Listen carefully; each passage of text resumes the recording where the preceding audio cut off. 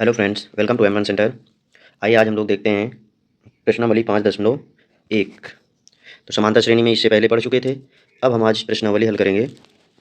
तो पहला क्वेश्चन है, निम्नलिखित स्थितियों में से किन स्थितियों में संबद्ध संख्याओं की सूची AP है और क्यों है। अब इसका पहला क्वेश्चन है, प्रत्येक किलोमीटर के बाद का टैक्सी का किराया जबकि प्रथम किलोमीटर के लिए 15 रुपये और प्रत्येक अतिरिक्त किलोमीटर के लिए 8 रुपये है। इसका मतलब है कि जब पहला 1 किलोमीटर गया तब उसका किराया लगा 15 रुपये।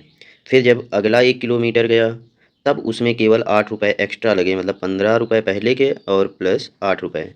फिर जब इसके बाद अगला 1 किलोमीटर फिर गया तो इस तरह से जो 2 किलोमीटर गया था उसका किराया और प्लस प्रत्येक अतिरिक्त किलोमीटर के लिए 8 रुपये लगता ही है। फिर इसके आगे ऐसे ही अगला 1 किलोमीटर जो जाएगा उसके लिए पहले ये जो 3 किलोमीटर चल पहुंच गया था उसका और फिर ये अतिरिक्त 1 किलोमीटर का, तो इस तरह ये देता चला जाएगा। तो अब अगर इसको हम निकालेंगे तो पहला हो जाएगा 15, फिर 15 8 23, फिर हो जाएगा 15 8 23, 23 8 31, फिर 15 8 31 और 8 39। तो इस तरह ये किराया देता चला जाएगा। अब तो इसका हम ज्ञात कर लेते हैं। पहले सार्वंतर D बराबर 23 माइनस 15 बराबर 8, D1 हो गया। D2 बराबर 31 माइनस 23, ये भी बराबर 8। फिर D3 बराबर 39 माइनस 31, ये भी बराबर 8। अब देखते हैं कि यहाँ हर स्थिति में D1 बराबर D2 बराबर D3 है। इस तरह ये होता ही चला जाएगा। अतः जो ये श्रेणी बनी है ये किस में है, AP में है। अब इसी तरह नेक्स्ट क्वेश्चन देखते हैं। सेकेंड नंबर, किसी बेलन में उपस्थित हवा की मात्रा जबकि वायु निकालने वाला पंप प्रत्येक बार बेलन की शेष हवा का 1/4 भाग बाहर निकालता है। तो देखते हैं इसमें, किसी बेलन में उपस्थित हवा, कोई बेलन था, अब इसमें हवा भरी थी जो भी थी, तो वो मान लेते हैं वो कितनी थी V, उसके आयतन के बराबर ही हवा होगी। अब जबकि वायु निकालने वाला पंप प्रत्येक बार बेलन की शेष हवा का 1/4 भाग बाहर निकाल देता है। तो अगर पहले V थी तो फिर इसके बाद जब इसमें से निकाला जाएगा तो हो जाएगा V माइनस V/4, उसके आयतन का 1/4 निकल जाता है तो आ जाएगा 3V/4। अब फिर इसके बाद अब जब ये 3V/4 है इसमें से फिर निकाल दिया जाएगा 1/4 भाग। 3V/4 से 3V/4 का 1/4 निकाल दिया जाएगा तो आ जाएगा 3V/4 माइनस 3V/16। हल कर लेंगे, 16 एलसीएम 12V माइनस 3V तो बराबर आ जाएगा 9V/16।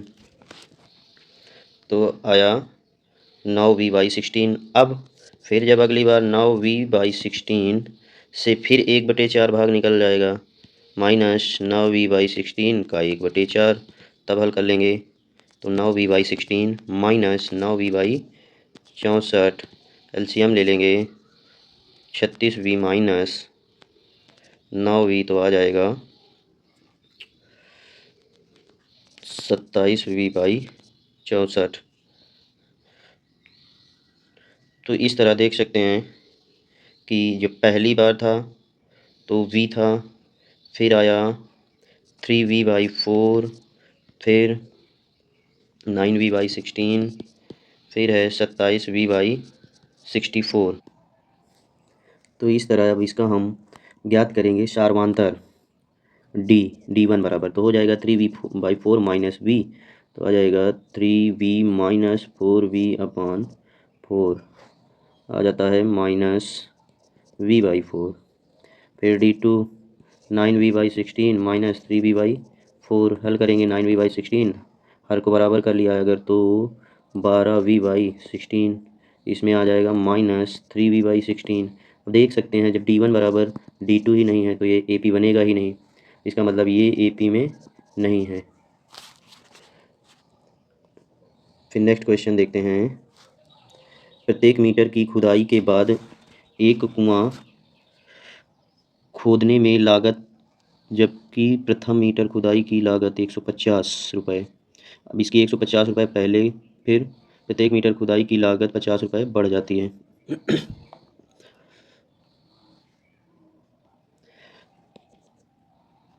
पहले मीटर जब खोदता है तब लगते हैं 150 रुपये। फिर अब प्रत्येक अगले मीटर के लिए केवल 50 रुपये बढ़ जाते हैं। अब जैसे अगला 1 मीटर, ये 1 मीटर के लिए शुरुआत में था, फिर ये अगला 1 मीटर में 150, तो पहले इस मीटर 1 मीटर के थे, फिर जब कहा गया है कि प्रत्येक मीटर खुदाई की लागत 50 रुपये बढ़ जाती है, तो 50 इसमें और जुड़ जाएगा। फिर अगला 1 मीटर ऐसे ही, तो पीछे के जो 2 किलोमीटर तक था उसका पहले, फिर अगले 1 मीटर के लिए 50 रुपये और बढ़ गया। इसी तरह फिर अगला 1 मीटर, तो पहले 3 मीटर तक का जितना था उसमें अगला 1 मीटर के लिए 50 रुपये अब और बढ़ गया। फिर इसी प्रकार 1 मीटर और खोदा, तो जो पीछे का 4 मीटर खोदा था उसका पैसा और प्लस इस 1 मीटर के लिए 50 रुपये। तो इस तरह ये बढ़ता चला जाएगा। अब देखते हैं इसमें कि जैसे पहले मीटर के लिए 150 रुपये था, फिर 200, फिर 250 हुआ, फिर 300 हुआ, और फिर 350 हुआ। तो इस तरह ये बढ़ता चला जाएगा। अब देखते हैं इसमें D1 कितना आएगा। तो 200 और माइनस 150 बराबर आ गया 50 रुपये। फिर D2 बराबर 250, इससे अब इसको घटाएंगे, माइनस 200 तो बराबर आ गया 50। फिर D3, अब इससे इसको घटाएंगे तो आ जाएगा 300 माइनस 250 बराबर 50। फिर D4 निकालेंगे तो D4 बराबर 350 माइनस 300 बराबर आ गया 50 रुपये। तो इस तरह देखते हैं कि D1 बराबर D2 बराबर D3 बराबर D4 है। तो अतः जो ये श्रेणी बनी है ये कौन सी होगी? तो ये है समांतर श्रेणी, समांतर श्रेणी। फिर तीसरा नंबर, फिर है अब चौथा नंबर क्वेश्चन। अब चौथे में देखते हैं,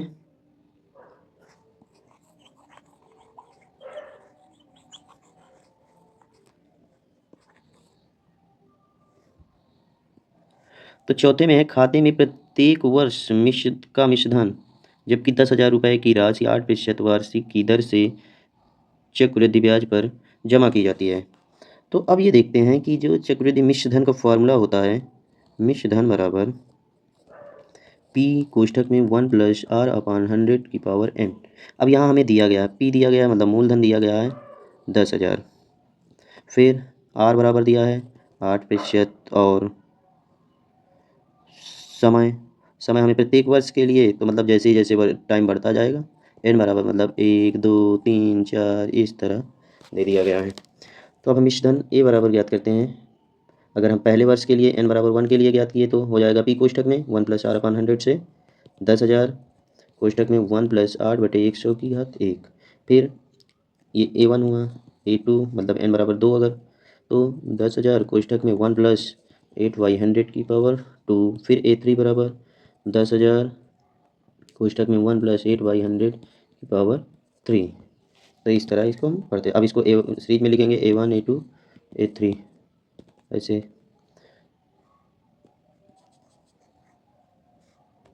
तो देखते हैं, तो हो जाएगा D1 बराबर A2 माइनस A1, और D2 बराबर A3 माइनस A2।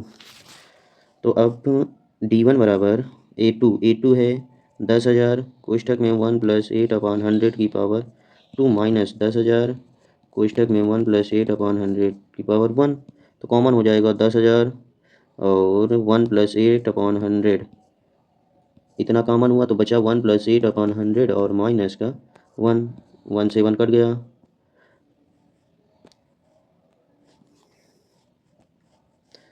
तो आ जाएगा 10,000 गुने 8/100 कोष्ठक में 1 + 8/100, 2 जीरो से 2 जीरो कट गया, बचा 800 गुने 108 बटे में 100। तो आ जाएगा 8 8 64, 8 एकम 8 आ गया 864। अब इसी प्रकार ज्ञात करते हैं D2 बराबर D2, तो ये आया 864। अब D2 बराबर ज्ञात करते हैं तो हो जाएगा 10,000 कोष्ठक में 1 + 8/100 की पावर 3 और माइनस 10,000 कोष्ठक में 1 + 8/100 की पावर 2।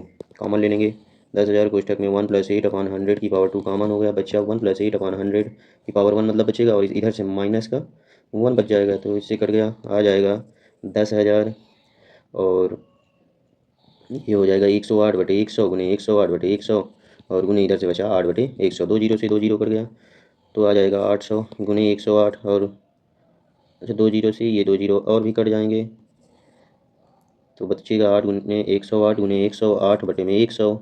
अब देख सकते हैं ये 864 के बराबर आएगा ही नहीं, इसका मतलब D1 बराबर नहीं है D2 के, तो जो ये श्रेणी बनेगी वो AP में नहीं होगी।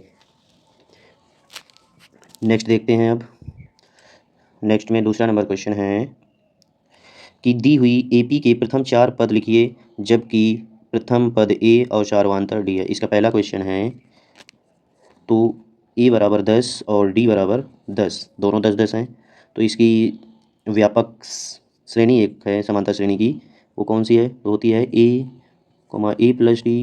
A+2D, A+3D, इस तरह। तो ये 4 पद हो गए। अब A की जगह हम 10 रख देंगे, A की जगह 10 प्लस D की जगह 10, A की जगह 10 प्लस D की जगह 10, A की जगह 10 प्लस D की जगह 10, तो 10 10 10 20, 10 दूना 20, 10 30, 10 तिया 30, 10 40, तो इसका आंसर ये होगा 10 20 30 40। फिर इसके बाद इसका सेकंड क्वेश्चन है, सेकंड नंबर ये क्या है? A बराबर है -2 और D बराबर है 0, तो व्यापक समांतर श्रेणी क्या होगी? A+D, A+2D, A+3D। अब A की जगह मान रख देंगे -2, फिर -2 + 0, D का मान 0, -2 + 2 गुने 0, -2 + 3 गुने 0, हो जाएगा -2, फिर -2, फिर -2 और फिर -2। तो इस तरह से यह एक चीज़ किसमें है? ये AP के 4 पद हैं। अब इसी प्रकार थर्ड नंबर क्वेश्चन है। अब इसमें A बराबर है 4 और D बराबर है -3, तो व्यापक समांतर श्रेणी होती है A+D, A+2D, A+3D। तो A बराबर 4 है तो 4 रख देंगे, 4 प्लस D की जगह -3, 4 प्लस D की जगह -3, 4 प्लस D की जगह -3, तो हो जाएगी 4 प्लस 4 4 -3, 4 -3 दूना 6, 4 -3 तिया 9, तो 4 1 -2 और -5, तो ये हो गए 4 पद। अब फिर इसी प्रकार चौथा क्वेश्चन है, A बराबर -1.25, फिर D बराबर -0.25। तो अब इसको हल करते हैं। पहले व्यापक सीरीज A+D, A+2D और A+3D, ये 4 पद हुए। तो मान रखते हैं -1.25, -1.25 और प्लस माइनस का 0.25, फिर -1.25 प्लस 2 गुने -0.25, फिर -1.25 प्लस 3 -0.25, तो हो जाएगा, हल करेंगे तो -1.25, -1.25 प्लस माइनस का -0.25, फिर -1.25 प्लस माइनस का -2 का गुना करेंगे 25 दूना 50, 0.50, -1.25 -25 या 75 मतलब 0.75। अब इसको हल करेंगे तो आएगा -1.25, अब इसको जोड़ देंगे तो -1.25 में 0.25, तो हो जाएगा -1.50, फिर इन दोनों को जोड़ेंगे तो आएगा -1.75, फिर इसको जोड़ेंगे तो आएगा -2.0। तो इस तरह ये 4 पद हो जाएंगे। इसी के नेक्स्ट वीडियो में अब तीसरा क्वेश्चन और चौथा क्वेश्चन हल करेंगे।